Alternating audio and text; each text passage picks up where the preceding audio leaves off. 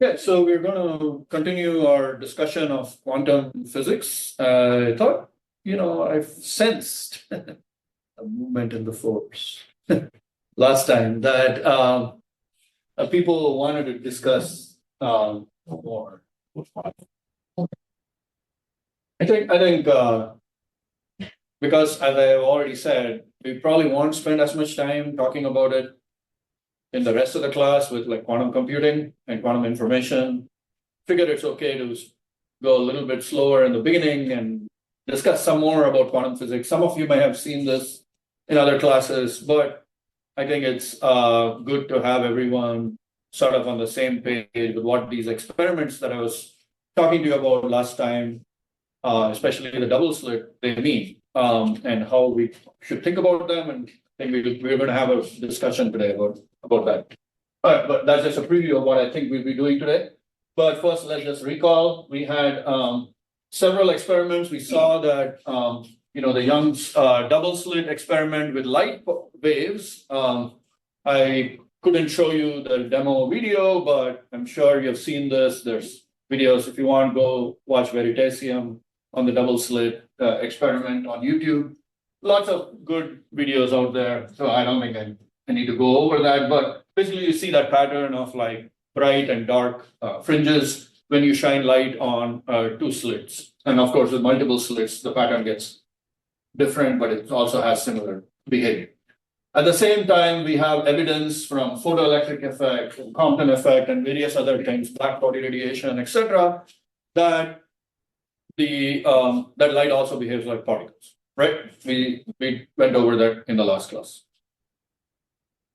So, and also we saw experiments with electrons, which showed that electrons act like waves, whereas we know from things like scattering experiments, like Rutherford did, and also from Bohr's model of the atom of electrons going around the nucleus in discrete orbits, that the electrons behave like particles from Rutherford's experiment. But we also did, or physicists also did the experiment of the double slit with single electrons, and they saw interference patterns. So we see that electrons have this dual behavior as well, where they behave like particles for a lot of experiments, but they can also be made to look like behaving like waves, demonstrating double slit interference and other types of interference, which is, the word is interference, or sometimes we'll also call it superposition, which just means that it can be in multiple places at once. Okay, and we'll make this a little bit more, this contrast very clear as we talk about this some more. But the point is that de Broglie introduced that matter, with every matter particle, there is a wavelength or a wave that's associated with it. That wave is having some wavelength, which is h over p. Okay, and this is a reasonably decent sort of way to think about these things. At this level, we'll talk a little bit more about how we might reconcile this with the modern view of quantum physics. But the point is that the wavelength associated with a matter particle is h divided by the momentum. Momentum, if you may recall from your undergraduate physics class, is just m times v, mass times the velocity. Okay. So the reason that we don't observe these wave effects directly with some object that's large, like myself, or even a dust particle, is that the mass is so large that this wavelength is very small. Okay, and of course, h itself, as we know, is a very small quantity as well. Whereas for things like atomic size objects like electrons, atoms, even molecules, and so on, you can observe these effects. In fact, I forgot to put this slide here. I use it for my optics class. But people have observed double slit patterns even with things like large molecules like buckyballs. Buckyballs are these like cage-like structures of carbon atoms that are like about 60 to 100 atoms, even bigger than that sometimes. I think people are even doing things with DNA these days, like DNA molecules. So these superposition and interference effects have been observed with very large size molecules as well. So it's not like the wavelength goes away, it just becomes harder and harder to observe as the objects get bigger and bigger. Okay. And this is just a reminder, when we observe an electron, when it actually gets detected, we hear a click or we see a little flash wherever the electron hits the screen, which is a special screen that's meant to record electron position. Okay, so this, as you can see, when a single electron goes through, it always shows up like a particle. There's like a single point where it's located. Okay, so over here, over here, over here, etc., etc. Okay, but as we build up the pattern of the particles, we see the interference pattern occur. Okay, does that make sense to everyone? Okay, so this is just, one of the ways in which people have tried to say that, wave particles duality is what we have to think about quantum objects as exhibiting this kind of behavior. Okay, so matter has particle-like properties. For example, scattering, like Rutherford scattering, showed that very clearly. But at the same time, it also behaves like waves, as demonstrated by all these experiments. Okay, and this cartoon kind of summarizes the state of mind that one might be in after hearing about all these experiments. Okay, it doesn't make sense, right? So before we talk some more about the double slit experiment, one thing, let's kind of like progress through the quantum physics into idea of like what is happening in these experiments, and then we'll actually talk about the double slit experiment using the language of quantum physics and re-examine all of these conclusions. Okay, so the first question you may ask is waves of what? Well, we just would want to say at this point that it's a wave function.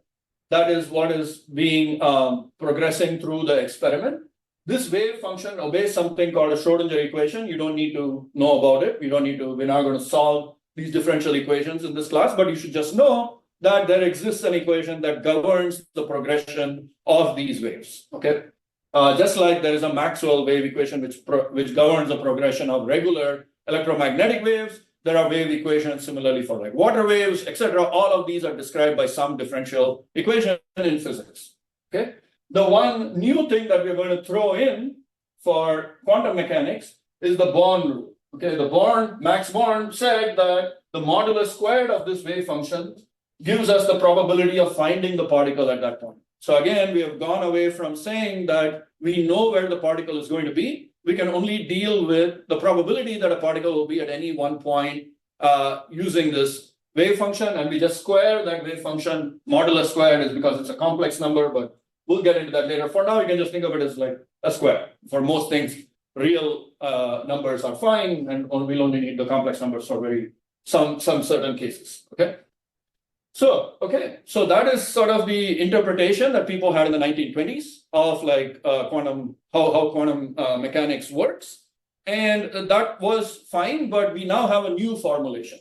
I should mention at the same time as Schrodinger came out with this wave formalism of quantum mechanics, that was his formulation, that he just gave that relationship, that there's this equation, and there's this wave function, and we can use that wave function to predict everything. He was able to show that, for example, all of Bohr's orbitals, they make sense. He was able to derive all the energies. He was able to derive the wave function for the orbitals of the electron in the hydrogen atom. He was then also able to go further and make predictions beyond that for other atoms and so on. Okay, not just him, but of course, a whole generation of physicists worked very, very hard back then to like find the solutions to these equations for very different situations. And at the same time, as Schrodinger was coming out with his this wave picture of quantum mechanics, Heisenberg, who's a famous physicist, you would have heard of his Heisenberg uncertainty principle. He came out with the matrix formulation of quantum physics. Okay, so and later on, Dirac showed that both of these formalisms are really just equivalent. Okay, especially once you supplement them with the Born rule. Okay, Max Born's rule of the probability. Okay, so our current formulation of non-relativistic quantum physics can be reduced to 4 axioms or postulates. Okay, so what we do is we postulate that quantum physics obeys these 4 axioms, and we then predict the results of experiments based on those axioms or postulates. Okay, and of course the axioms, I mean, they wanted to make it look like a mathematical theory, but of course, really that mathematical theory is grounded in the fact that we have experiments that back up those axioms. Okay, otherwise we would just say that's a cute mathematical result, but that doesn't apply to reality. Like many other mathematical things are out there, which are beautiful and self-consistent and wonderful, but not all of them apply to what we see in the experiments. And the thing about quantum physics is, from these mathematical postulates, we can now predict the results of many experiments, and they've all been found to apply or to hold true. Of course, this is for non-relativistic. As we go into more and more fundamental, like sort of particles, meaning like as we drill down deeper and deeper into the length scales, and we go to like subatomic scale, and we want to predict the properties of like protons, neutrons, we have to supplement this with relativistic quantum mechanics or quantum field theory, really, which is the modern formulation of quantum physics. But really, many of the same ideas come from here, but we now have to supplement that with the relativistic phenomena as well, but obviously not something that we're going to cover in this course. Okay. So as I said, many decades of progress has followed from these fundamental ideas. So let's just write down or state the postulates of the Dirac-von Neumann formulation of quantum mechanics. Again, I'm not going to explain any of these right away at this point, because as we progress through the course, we will see how each of these gets applied to quantum computing, quantum physics, or quantum information. But I thought I'll just state them here so that you have them. Okay, and we'll refer back to them as we need to. Okay. So the first one is somewhat straightforward. It says every isolated physical system is described by a state vector in Hilbert space. What is Hilbert space? It's a complex vector space with an inner product. If those words don't make any sense to you, don't worry, we'll come back to that. Okay. All right. The next thing is that the evolution of this quantum system in time is described by a unitary transformation. This is again something that comes from the language of vector spaces, and the Schrodinger equation will tell us how to find this transformation. Okay. Then the third postulate, which is probably the one that causes the most headaches for people when they think about it deeper. The way I've couched it, it seems innocuous enough, but as we will see when we try to apply it to like real situations, it starts to kind of make itself felt. Okay, and the idea is that the measurement of a quantum system by any external classical system is described by a set of positive operator. Okay, I'll just skip the wording there. It's a certain type of operator, which we may have time to get back to them more later on, but it predicts the probability of the measurement result, and it tells you what the state of the system is after the measurement. So you can see there is a distinct separation between evolution of a quantum system and then measurement of the quantum system. These are two separate postulates. Now, people have thought about this for a long time and been troubled by this. Because if quantum physics describes reality or describes the universe, then surely any classical system is made of many individual quantum systems, right? And so I should be able to describe the interaction of my isolated quantum system with my external classical system as just the interaction that is governed by a Schrodinger equation between the quantum system and all the constituent quantum parts of the classical system, right? So why do we need this separate postulate? Why can't we simply derive this postulate from this one? And let me tell you, many attempts have been made. Okay. But as far as we have found, there is nothing very satisfactory there. Okay, people are still trying even now, and there are theories that people have of like what happens from step 2 to step 3 that are still out there to be tested. Okay. And I should say, in fact, like some of the experiments in my lab, we are trying to explore some theories that might try to bridge this gap, perhaps. Okay, we don't know yet. Okay.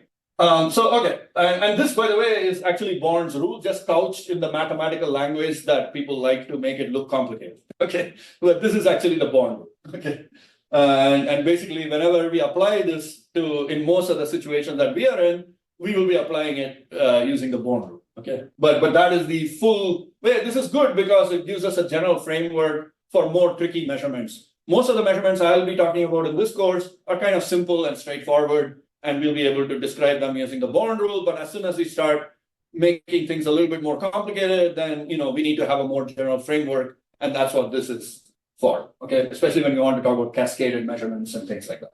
Okay, but anyway, having said that, and then the last one is the state space of composite physical systems, which is if I take one system here, another system there, all in different locations, or described by different variables or degrees of freedom, then the composite, the entire physical system, is described by something known as a tensor product of the state spaces of all the individual systems.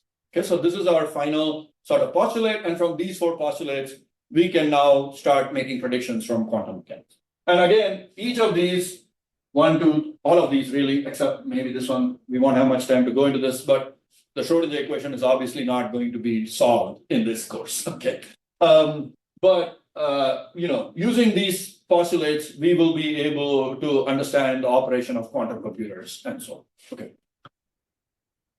Okay. A couple of things I wanted to note about those postulates. The way in which I stated those postulates, I written it in the language of what is called state vectors, right? That's what I said. The state of a system is described by a state vector in a complex Hilbert space, a complex vector space, which is known as the Hilbert space.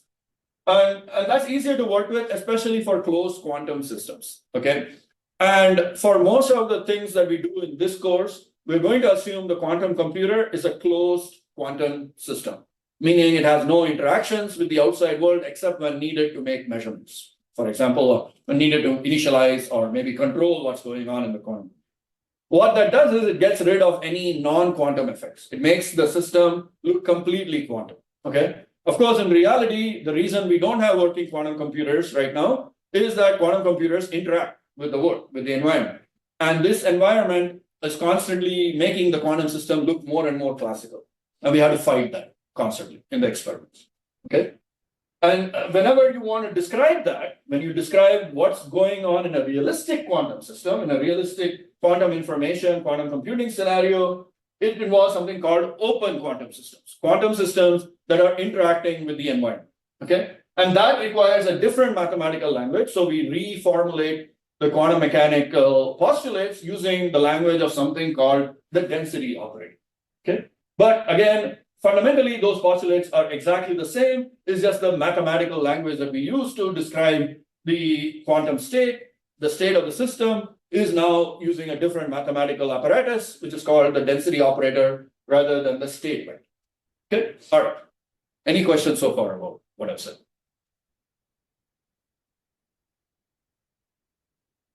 Okay. If you have any, don't hesitate to ask. By the way, before I go on to talk about the double slit experiment, I thought I'll take a minute because we forgot to take attendance at the last class.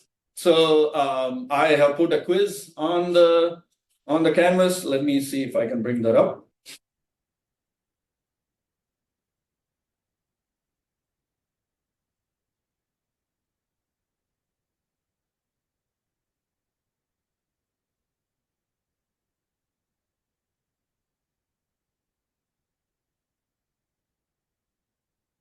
Are you seeing the quiz this time? Hopefully I didn't screw it up. Are you able to see the quiz?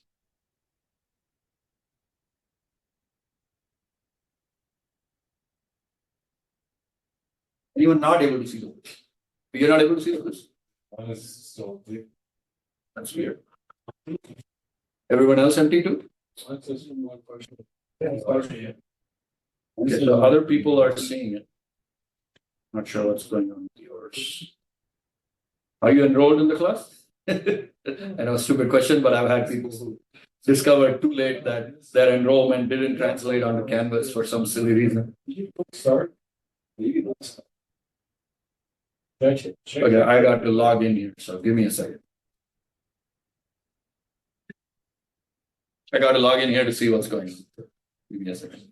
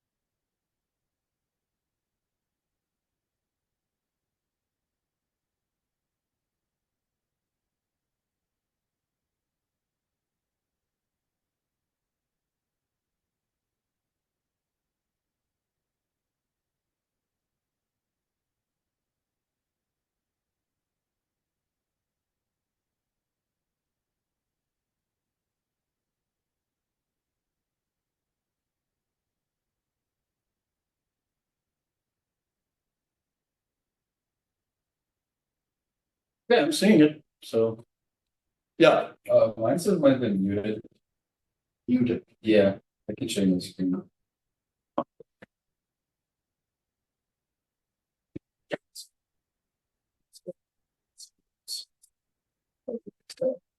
I guess it's muted without me actually.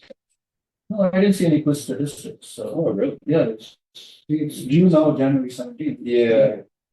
So I just reload it. So we can. Huh. Anyone else having trouble? Or everyone else able to? You're also having trouble. Yeah, Okay, I have no idea what. That's, you can see my student view says everyone should be seeing it. I took it. Huh? Work for you, work for some, not for the others. Okay. Just email me after the class so I have your name and I'll just give you the credit. Sorry. but by the way, what is the answer? If you want to, if anyone wants to volunteer or anyone has any you know, thoughts, all of the above, yes. Because it was not meant to be hard, just to bet that you were paying attention.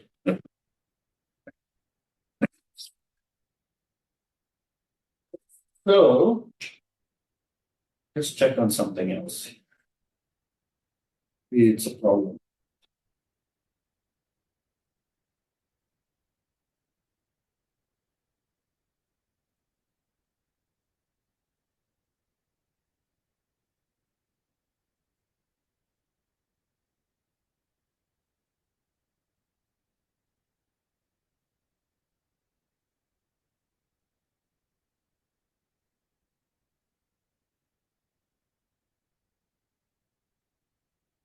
Okay, well, yeah, I mean, that's all I have. Sorry. All right, let's go to.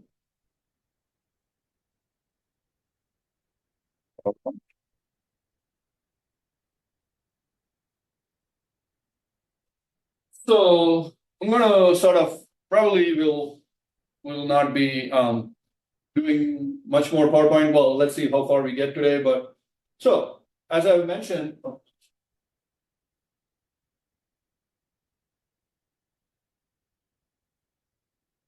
so electrons appeared on the screen in that electron double slit experiment at distinct points. So with a click, if you like, in the detector that that records that the electron arrived at the screen. So that says that it's a particle. And in fact, when we close one slit or the other, we just get a blob, like similar to what we might get with firing, like say, balls or bullets through the slit. Okay. And but when we open both slits, we get interference, which is mathematically predicted by assuming the wave picture. So let's just make this all a little bit more, let's say, explicit. Okay. So start.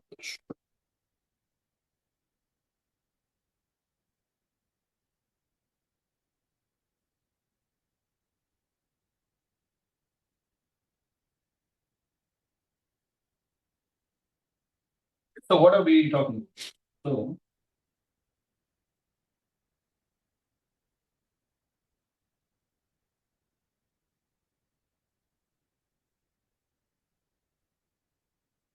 we have electron which is being fired by a gun of some type, right? An electron gun, if you like. And if I think of it as like particles, it's going through, let's call that slit 1, let's call this slit 2, and it's going this way. If I send one electron, it takes path 1, right? So one of our, if you were thinking about this experiment, and then let's say here, I've got a little detector, okay? And this detector, I show it like connected to some voltage and all that so that we can record. Let's just say that, we can move this detector up and down. Okay, so whenever, instead of like having a screen, we have like a little cup, which counts the number of electrons at each position along the screen axis. Okay, so if the screen coordinate is, let's call it Y, right? I start counting the electrons at each position Y. Okay. and this is number of electrons at 1, okay, as measured in this detector, okay. So if I were to plot, let's call it, so this is slit 1 and this is slit 2, right? So let's imagine for the moment that I blocked off slit 2, okay, and I recorded what would happen with just the slit 1 open. I measure the distribution of electrons as I fire them through this apparatus, right? So what I get is, if I sort of, roughly call that 1 and 2, y1 and y2, if you like. Okay, I get something that looks like that. Okay, it's not exactly, I mean, you might say, well, actually, I'm expecting something much more sharply peaked than this, right? I'm expecting I'll only get electrons right at position 1. I won't get any electrons, anywhere else. Okay, well, so that's where I should mention that because of the wave nature of electrons, there is a little bit of what we call diffraction from the slit. Meaning, when an electron goes through the slit, it doesn't just go directly straight, to that region where the right opposite where the slit is, but it spreads out a little bit. Okay, and that is also well understood in the wave theory of light. And now applying it to electrons, it would also predict that there's some spreading outside of that central region, right opposite the slit. Is that okay with everyone? Okay. Yeah. And similarly, so this is N1 of Y, and actually, let me just put that right here. This is N1 of Y. Okay. Similarly, if I have, so this is Y1, this is Y2. If I similarly did Y2, I'll get another peak over here, N2. If I blocked off slit 1 and just let slit 2, I would get these two distributions, right? So it seems like, we can take the view that electrons only go through slit 1 or they go through slit 2 in this method of having the electrons. But now we open up both slit 1 and slit 2. And oh, by the way, if I were to, in this model, what would you predict for if I opened up both slits with this model of with this postulate that the electrons only go through slit 1 or go through slit 2, what would you think would happen when I opened up the slits to this distribution? Yes? There'd be one curve. One curve in the middle. But actually, the way I drew this, you're right, but it would look something more like that, right? Would you agree? Because I'm adding up the probability or the number of events at each point. I can make this look more like what he's saying. I think you are saying it should look like that, right? Yeah. And that would be true if these things just overlapped a bit. Okay, so it's just dependent on how much they spread out and how they overlap. The way I drew it, you'd get something that had a little dip in the middle. But actually, let's take his approach. Let's make these curves broader so that we can approximate a little bit more what is actually seen in the experiments.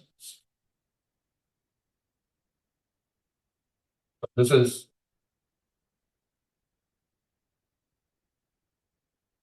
okay. So this is N1 Y, this is N2 of Y, and they overlap so much that the overall curve looks something more like that. Okay? Yeah. So when they position the gun to shoot the electron, is it in front of equals or is it in a position between? Great question. So the way it's done is they have to create a spreading out of the electron wave. So they actually have a slit here, which makes the wave spread out so that it uniformly illuminates both of these slits. Okay. So yeah, you can think of it as it. So again, this is going back to the wave picture. So you might be like, wait a minute, I want to stick to my particle picture. And you're allowed to do that, but this is actually what they're doing to make this experiment work, is they make the electron wave spread out so much that it uniformly illuminates both slit 1 and slit 2. Okay. So we can't quite get away from the wave picture. Okay, but certainly given that at the screen every time, so if I were to plot what is going on, sort of like not using this intensity, but if I were to just record, dots on the screen, right? So initially, let's say there was a dot, dot, dot. I'm just trying to represent where all the electrons might be arriving, right? So this is slit one, and then this is slit two. Maybe more spread out.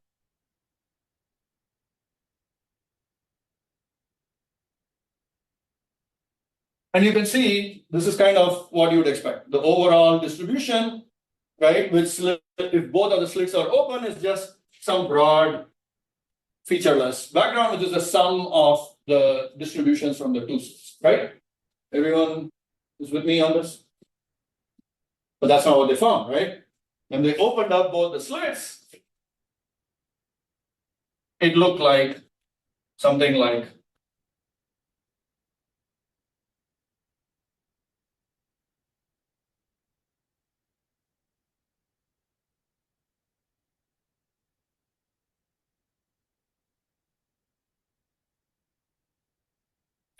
his bands, as we have seen already.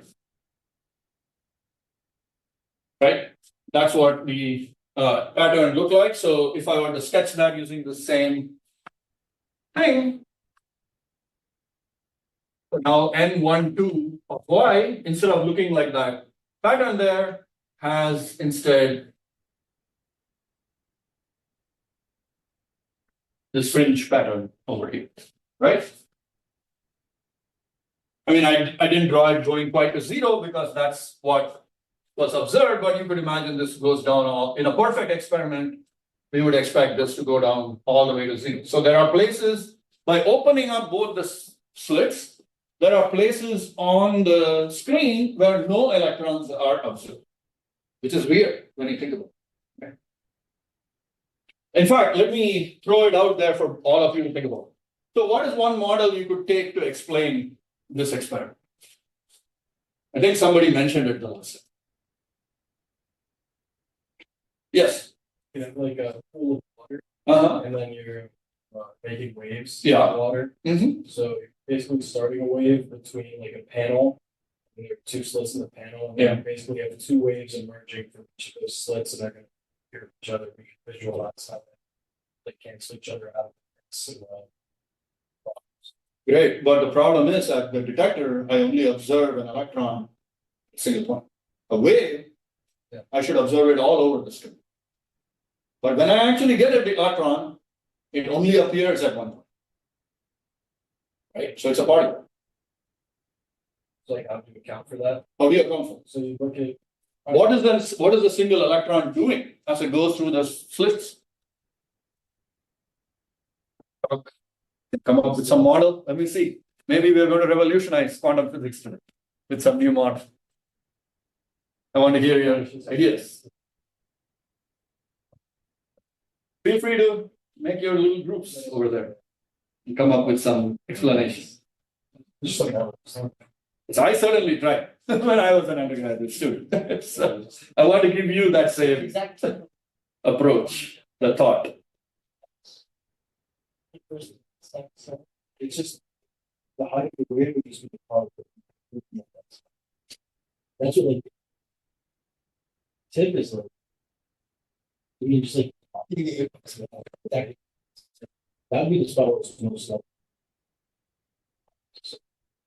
It wouldn't necessarily.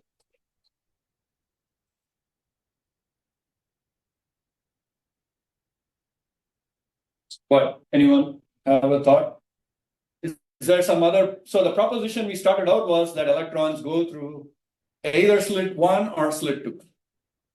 Can we modify this proposition some to account for this?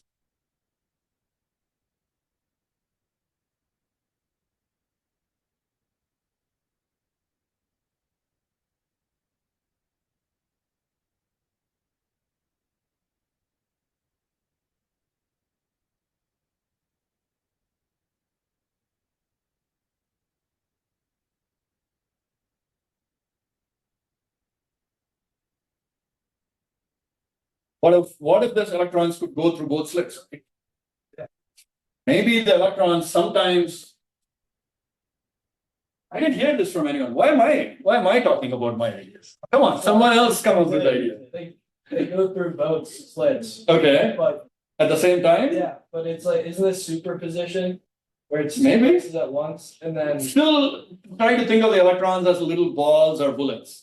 How could you possibly explain them going through the slits in such a way as to create an interference? Yes. Maybe the electron goes through a hole, it splits up Ah, okay. and then it like showers or it like kind of like becomes different new particles. Right, exactly, right? So one approach is the electron splits into two, goes through the particle, through the slits at the same time or something, and then what happens later? Because at the end, we still only detect one electron. So what is going on? So it somehow what? Knows which particle, which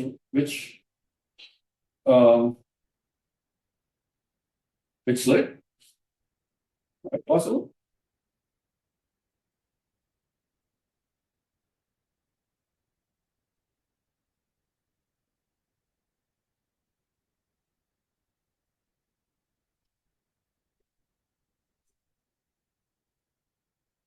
It's like okay.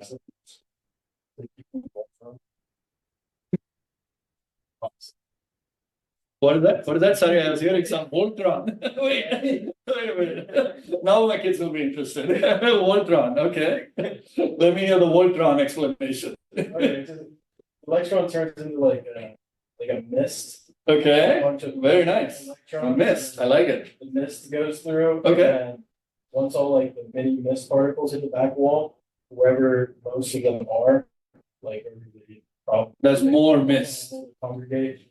Okay, well, but that sounds like our wave Yeah, explanation. not just a wave. No, that's just a wave, right? You just replace the word wave with a mist.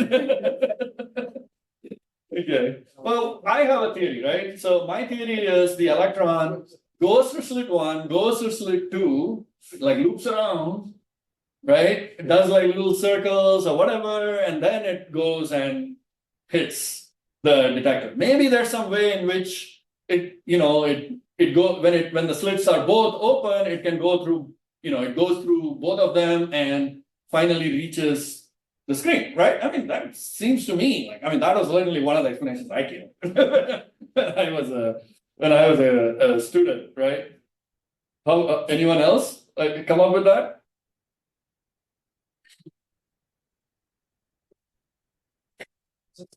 Yeah, go ahead. Loop thing. Would it have to end up going through one though? Like Yeah, it'll have to go through something at the end. In the end, it would have to go to the maybe it like skins through one enough. Like, it goes like that, and maybe it goes close enough to two to somehow like know that there's Problem that I'm Yeah. thinking about is that the angle at which the electron is incident on the hole, Yeah. it's all the same, right? All the same speed, all the same. Well, I mean, okay, we don't know what's going on. Now, you and me, we are in the position of 1900s physicists or 1920s physicists, and we don't want to give up our particle model of these electrons. Assuming the incident angle and the speed is same, Yeah. once we get to the hole, Yeah. then I'm like kind of like, how are we like changing the diffraction? How is that changing? The particle. I don't know, but let's imagine that there's some because that way I can keep my particle model. Maybe now I need to come up with some beautiful interaction model with the slits. Okay, that will explain all of this. And so all it is just some new force between the particles and the slits.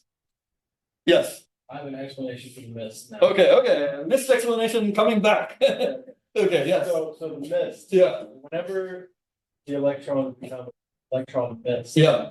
Whenever it's moving, if there's velocity, then it doesn't attract towards itself. There's no like attraction. But whenever it's not moving anymore, Mm-hmm. then it attracts itself. So like at first you shoot it and the mist is able to disperse. Yeah. And once it hits the wall, Yeah. it stops moving. Mm-hmm. So now it attracts itself and it has to recongregate. So you mist while it's moving, and then once it stops moving, boom, collapses. Once it stops moving. Yeah. So I guess you're saying that somehow the mist, when it encounters the detector object there. But in your picture, though, the mist is everywhere, right? We shot the mist. Right. We shot the mist here. Mist went through. How does it know where to sort of congregate? Like, There's a lot of a lot of mist. Yeah, we're in the fog here, right? We're definitely in a fog. I don't know if you see it this actually. Not sure. You just shot a bunch of particles at the same time. It could be a diffraction pattern if you shot it through two slits. Absolutely. When you fire a huge number of electrons, let's say you don't care about individual electrons at the moment, you fire like trillions of them all at once, you definitely see an interference pattern. Like not in a quantum setting. Yeah, no, ignoring quantum stuff, you're just sending They'll just hit each other. trillions and trillions. Then you can give some explanation where electrons are like interacting with each other. Yeah. Right? Like, so if I have enough electrons going through, the electrons here tell the other electrons there, oh, wait a minute, there's a second slit here. You know, I now you have to change, let's go do an interference now. And you know, so that model certainly is easy enough to construct, right? In some sense. I mean, not mathematically, but you know, with some physical explanation, right? But we have to remember two important facts. Okay, when it comes to the single electron model, which creates a lot of problems for all models that want to talk about the electron going through the slits, you know, like a particle going through the slits, or even like a mist. Well, maybe the mist is okay, but you know, the mist is just basically another word for the wave at this point, right? So, I like the mist idea. Actually, there's a whole book.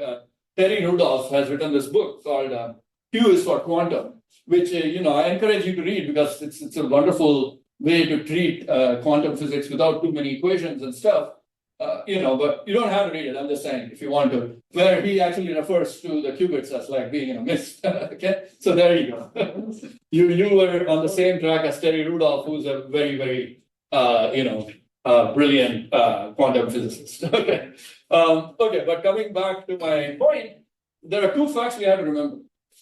When we close up the slit one or slit two, let's say, remember in this picture we should get these these patterns, and when both slits are open, we have this pattern, right? But when both slits are open, this is what we actually observe, and there are points here where there are no electrons, right? There are points here where there are no electrons, which means that closing the slit increase the number of electrons there, because as soon as we close the slit, there are regions here, for example, where previously there were no electrons and now there are electrons, because now we have this overlapping sort of blob from one of the slits. Yes? I'm trying to figure the path of least resistance. But okay, now let me come back to the other point, which is if you look at the center, or in fact, if you look at any of the constructive interference peaks, okay, where the peak is a maximum, it turns out there the number of electrons is greater than the sum of these two. Meaning this peak over here is higher than this peak over here, which means there are more electrons. Okay, so we have both problems, right? Or rather, when we closed off the slit, right, we got fewer number of electrons at the center or at any of the constructive interference points than when we open both the slits. So here we get more electrons, whereas here we got less electrons. But at the same time, there are points where we get less electrons here and more electrons there. So we can't have it both ways. You see the problem? You can't say that closing the slit is a way for the electron to kind of like, as you were saying, right? Like it's a path of least resistance or something like that. Because sometimes, even with the slits open, there are places where there's more electrons, right? Or with the slit closed, there are places where there are fewer electrons. Yes. For those peaks where it's higher than it is in there, Yeah. if the electron has already gone past it, would it be more likely for another electron to go take the same path because one electron has already gone? Oh, okay. That's an interesting thought. So now you're saying an electron going through the apparatus leaves behind some information in the apparatus, which tells other electrons, take this path instead. Or it's like less resistance or less. Right. So this is now sort of going along the lines of like a hidden variable theory, which is another model of quantum mechanics, where people say that, there are some settings in the experiment that we don't know, okay, that we don't have access to, that tell the electrons which way to go, right? That are telling the electrons and controlling the electrons. We just don't have access to those parameters. I think that's kind of what you're trying to say. Sort of, because you're laying something that's hidden from our view by the electrons. Okay. Well, I mean, that's my interpretation of it. Okay. It may or may not be what you were trying to say, but in fact, yes. So there are models like that, and we'll come to some experiments later on that debunk all such classes of models. Okay. But for now, I cannot completely rule out the explanation that you have just given. That somehow a single electron going through the system leaves behind some information that tells other electrons going where to go. Okay, that's not completely ruled out. Okay. Except maybe I can say we could make this experiment, more pronounced. Maybe I guess the question is, how long will that information last, right? You could ask questions like that. Like if I came back a year from now, would you expect that information still to be there? It's like there's like a memory or something in the system that is storing it. So you're talking about an information, basically, that's left behind. So that information is physical, right? Somewhere. So this is like a Maxwell demon kind of paradox. Okay. Have you heard of the Maxwell demon, by the way? Like that's, maybe we'll have time to get to it at some point. But anyway, so, okay. So what I've said to you so far is basically just to try to make this paradox as sharp as I can. Okay, because the particle approach says that there is just no way to simultaneously explain the fact that there are particles, there are places where there are more electrons and lesser electrons. Particle approach being that I can't, that slit 1 or slit 2 is the only way that an electron can go, except that it may want to take some circuitous route, but that is not allowed because once both places are open, now I have to indeed see this pattern. Okay. Now, so along comes our scientist, says, okay, enough of this argumentation. I'm going to observe where the argument. We'll settle this matter once and for all. Right? This is like that video that we saw, right? So the experiment, the way we like to observe things is using light. Okay. So we're going to set up a source of light. Okay, right? And the light is shining on the slits. Okay, so slit 1, slit 2, and there are some detectors. Okay, I'm not going to go into how exactly we do this. Let's just pretend we have a way to observe all the photons. I gave it away. All the light that comes from the system. And let's say that if we have more light coming off here, then that's the right scattering angle for the light to take from the electrons. So we know that means that electrons came in slit 1. And if there is more photons over here or more intensity of light, it could be just a photodetector, which just gives out a current. Okay. If you know anything about photodetectors, they can give out a current when there's more light falling on them, and less light falling on them gives you less current coming out. Okay. So this is, let's call that again D1. Let's call this one D2. Okay. So D1 and D2 tell me which electron, which slit the electrons went through. Okay, now I'm going to start doing the experiment, but now, in addition to recording where I get the click, right? I'm recording, of course, the electron position on the screen, just like before, right? But I'm also keeping track of whether I got a click in detector 1 or detector 2. So what I'll do at the end of the experiment is I'll have columns. I'll say, okay, let's say I'm fixing the position y for a minute, okay? I mean, you can imagine there's a list of positions, y1, y2, y3, up to yn, which represents all of the positions of this, along the screen. And at each point, I simultaneously record D1 as well as the click, which is N1 or N, let's just call it N being the number of electrons, right? So if I get a click in sorry, not a click, but if I get some signal in D1, which tells me that the electron went through the detector slit one, or I get a signal in D2, which means I know that the electron went through slit 2, and at the same time I record how many counts or how many electrons are at the position y1, y2, y3, etc. Okay, so I'll get some numbers. Let's say 10, 20, whatever, right? I'll just keep recording, and I'll plot now the clicks. When I get an electron in the when I get an electron on the screen, okay, as a function of y, I'll plot n of y given d1. Okay, that's my notation. It's that given there was a click in d1, given that there was a signal in d1, whatever you want to call it, I'm going to record now the distribution n of y, the number of electrons on the screen, as a function of y. And what I find is, indeed, it is localized around the position y1. The interference went away. Okay, same with the other one. This is if the slits were closed, and if I open them both, I still get that curve. But as soon as I look to tell whether the electron was going through 1 or 2, my interference pattern went away.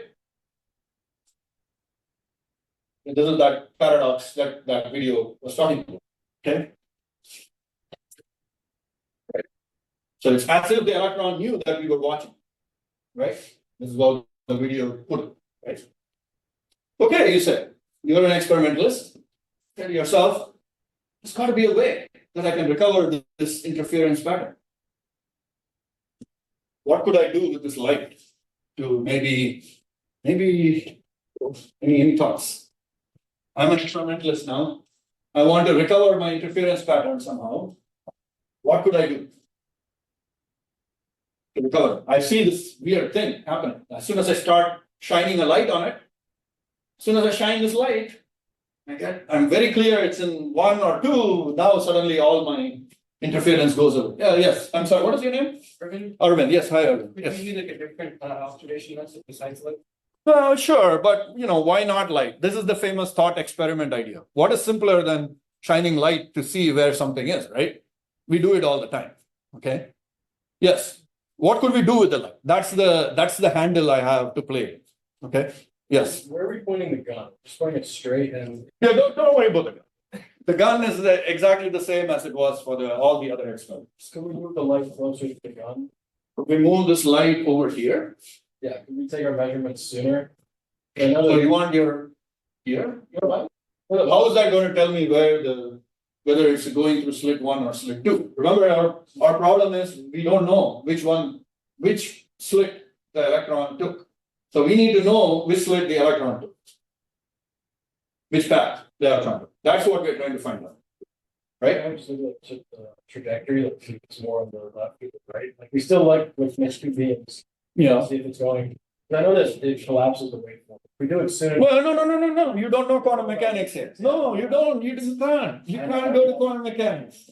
You can't tell me that you're going to already assume quantum mechanics. Yes. Obviously, I'm an experimentalist, and all I care about is my measurement results. I don't believe in your newfangled and stupid quantum theory. I'm here to lay it down. I'm going to disprove your theory by observing the path that the electrons take. And I'm going to still get back interference. Yes. What is your name? Sorry. Adam. Adam. Yeah. So What if, kind of like he was saying, but can we just take it before, like right before instead of right after? Everyone wants to take it before. Or can we Right take here? it during, possibly during? During, Yeah, as it's in between the slit. in between the slit. Okay, can you come up here and show me where you mean? Yeah. Sure. I mean, right. Right now we're taking it right here, right? Okay. What if we were to take it like right here Okay. somehow? It's like possibly. Oh wait, we don't have lasers yet. Okay, let's assume we have a laser. So what? If we have It's a still laser, light someday. then when it gets like when there's a break, Yeah. we'll know if it's there or there.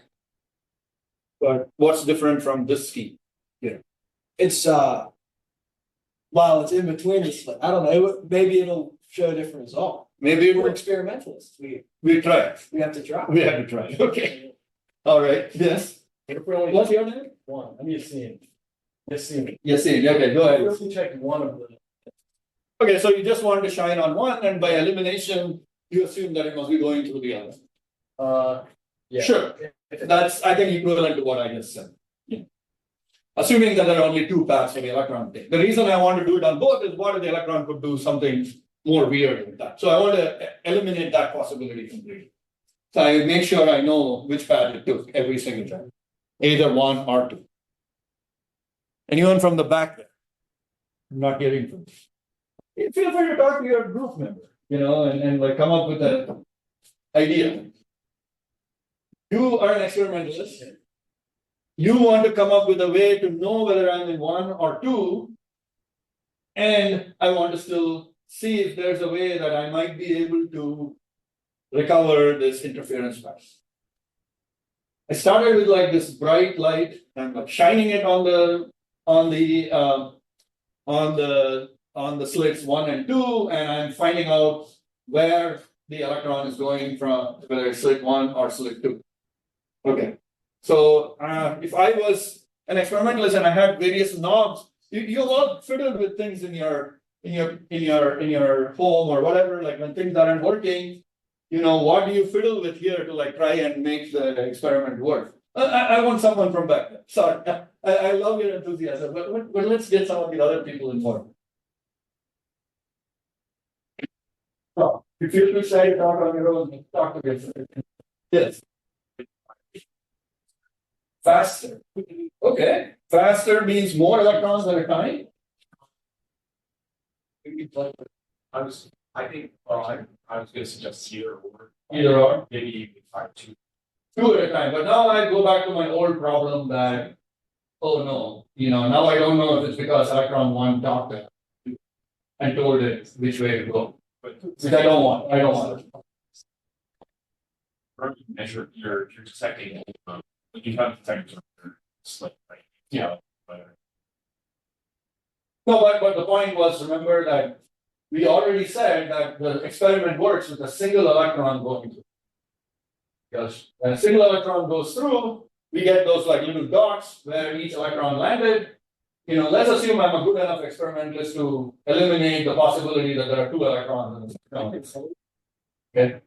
And once I've done that, then I should be able to say that, I have an electron, a single electron going through the system, and I'm able to get interference if I have both slits open in this way that I just told you. If I leave both slits open, I get this single electron interference. But when I now like watch using this light source, when I watch which way the electron went, which is just like that video, as soon as I watch it, now the interference pattern disappears. Yeah, yes. The color of the light change anything? Oh, color. I like it. What would the color of the light change? What about the intensity of the light? Right? There are knobs we have on this light source. As an experimentalist, this is what we want to do. We want to play with the knobs. Okay, one knob is how bright the light source is. The other knob is the color. Maybe there are other knobs too. Polarization of the light source. Anyone who's taken optics, you may know about polarization. There are lots of knobs we have for the light source. But let's stick to the two that were sort of raised. Okay, one I like the color, the other is intensity, the brightness of the source. So every time, so which one would you like to play with first? This is your experiment. Which knob would you like to play with? Color? Okay, we have some votes for color. Miss? Second color. You second color too. Why color? I'm interested actually. Because that's not what I would have thought of. Yes, go ahead. Different wavelengths. And what does the wavelength give me? What? Give you the wave. No, I mean to say, like, in terms of like finding where, because remember the light source here is just telling me where the electron is. It's like I didn't know where something was, you know, in my house. If I go into my house, oh man, I don't know where my kids left all the Legos in the room, and I'm walking in a dark room. Disaster is bound to strike, right? So I turn on the light to make sure I'm not stepping on the Legos because they're very painful.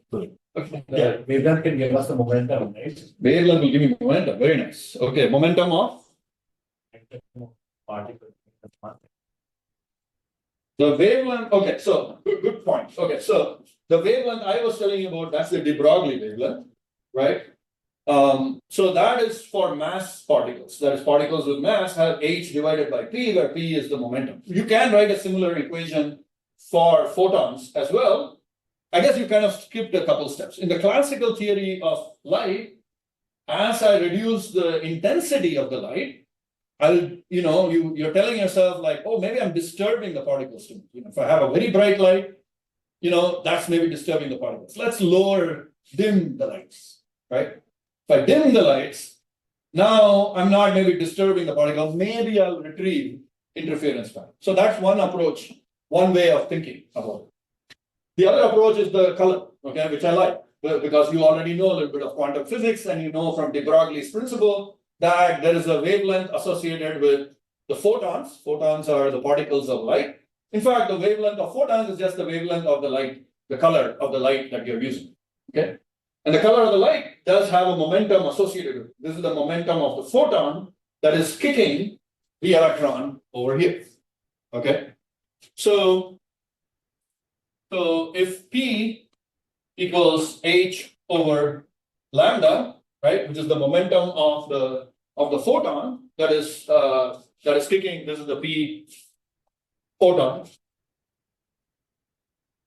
then you can see by increasing the wavelength, I decrease the momentum and I decrease the kick that I give to the electron, because maybe that's what was going on.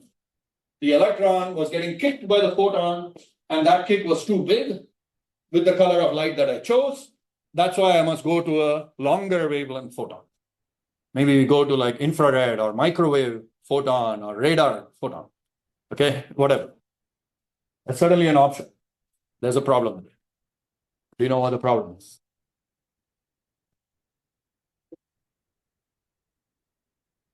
This has something to do with how I tell where the photon is, where the electron is, based on the scattering from the photon. Yes. Uncertainty principle. What does that mean here? For this particular case. Position of a particle. Right? So if my position is well known, we have introduced something that we haven't talked about, but maybe enough of you have seen this relation, right? Delta X, delta P is on the order of H. Okay. Well, I'll put it another way. When the wavelength of the photon that I'm using to tell where the electron is, remember, that's what I'm using the photon for, right? I'm shining the photon on the electron to tell where it is. We can cast this into uncertainty principle language, but there's another theorem of optics, which is called the diffraction limit of resolution, which says that the longer the wavelength of the photon, the less I can determine where the object is that I'm looking at. In fact, that limit is set by lambda, the wavelength of the photon, which you can also see from here. If I put delta P is h over lambda, you see delta X becomes lambda, right? Which means that I can only tell where my electron is to the wavelength lambda. Does that make sense? Right? Well, that's a problem. Because if my wavelength is really long, the wavelength of visible light is 600 nanometers or 550 nanometers, whatever green light is. Okay. So visible light would work well. It's 550 nanometers, but then correspondingly, that kick the photon kick would be more. So the electron would be disturbed, right? And I could only tell where this was to within 600 nanometers or something. But if I don't want to disturb it so much, as you said, I want to make the wavelength longer and longer so that I don't kick it as much, well, now my resolution goes down. I can't tell which slit the electron went through. Right? So this is how we can get back our interference pattern. Basically, we can shine really, really red photons or very long wavelength photons, IR photons, so that I don't disturb the particles too much. But now I want to know which one it went through, one or two. So my whole experiment has disappeared. I can no longer tell because I'll get clicks from both D1 and D2. Then I recover my interference pattern. So as soon as I make the wavelength long enough that I recover my interference pattern, I get clicks in both D1 and D2. Because the wavelength of the photon is so long that I can't distinguish between electrons going through slit 1 or slit 2. Now I get back my interference pattern. As soon as I make my wavelength small enough, short enough that I can distinguish whether it's 1 or 2, I get back that pattern. Yes.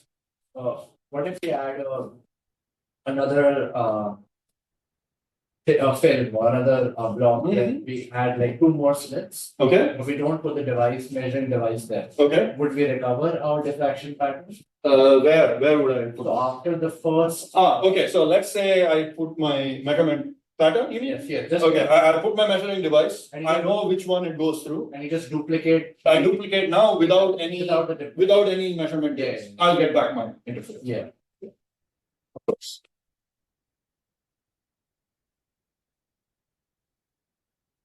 Problems, huh? Yes.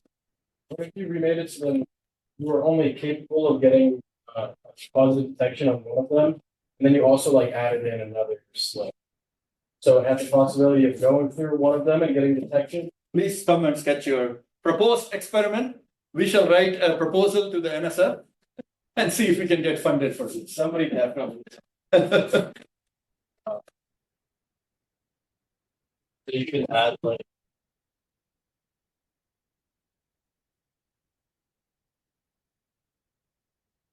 another slit right here. Okay. Yeah. I added an extra slit. You have a detector, but then it's like partitioned somehow. So we can only get a positive detection on this.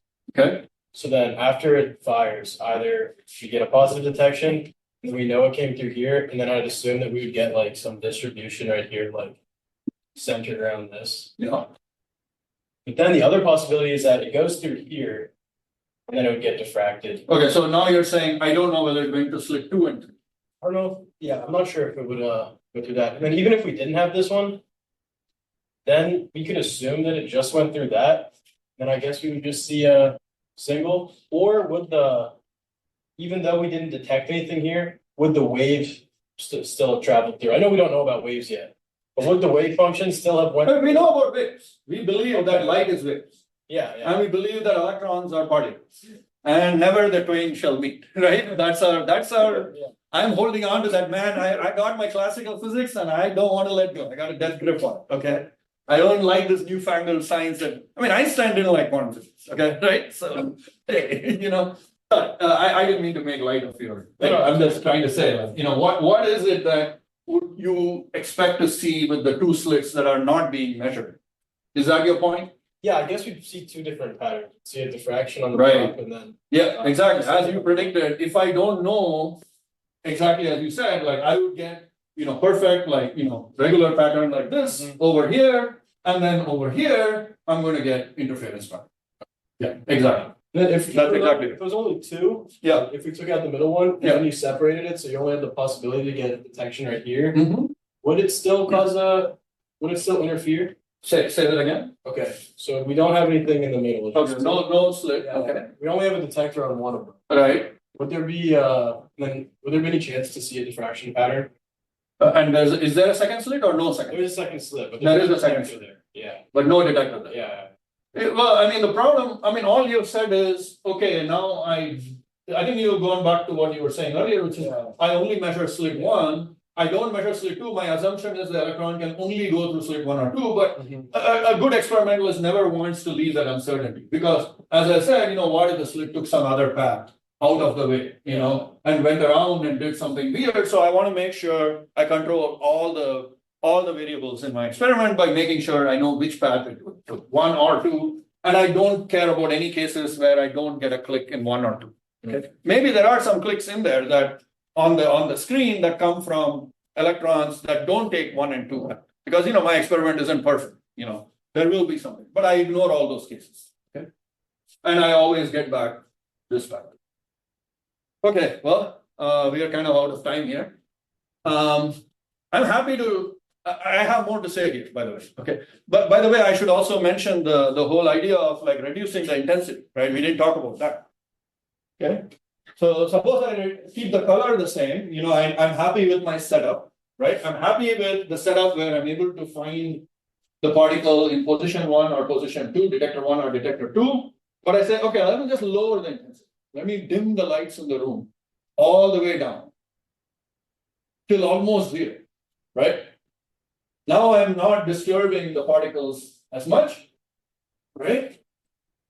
And maybe I can continuously just reduce this intensity down all the way to 0, such that, when I get a flash here or there, it's just weakly disturbing the electron. So maybe I can still recover interference that way. I know weakly where it is in 1 or 2. Yes, Alex seems to have something to say. This is like the intensity change eastward. So intensity of the light is related to, so there are two pictures which we have to be very careful with, right? Light is a wave, so lowering the intensity in terms of the electric field of the light would be like just slowly turning down the knob on the electric field, right? But there's a problem. Because, the electric field maybe is like, if it's too strong, that's why it's disturbing the electrons. And that's why it's causing the interference to vanish, right? I want the interference and I want to know which slit it went through, 1 and 2, right? And so I think your point is p squared over 2m. Is that for the electron or for the photon? For the photon. But a photon has no mass, so that's not the right term for the photon, right? But actually the point is right. We can't reduce the intensity arbitrarily to 0, because we find that as we reduce the intensity, all that we are reducing is the number of photons in the beam, right? So it's like, if I think about the the light source, ultimately the light source itself is quantized, right? We already said that light itself is quantum, right? So the problem is that as I reduce the number of the intensity of my lamp, it means that if I were to think of these detectors also as giving rise to like a flash, right? A flash means that there was a photon scattered into the detector, okay? Well, it's not like the flash reduces in the size of the flash. The size of the flash remains the same. It's the number of flashes that changes, okay? And that's because it just means that I turn down the intensity of the sources. I'm reducing the number of photons that go into my set. So what we'll have to do, we'll have to add a third column here.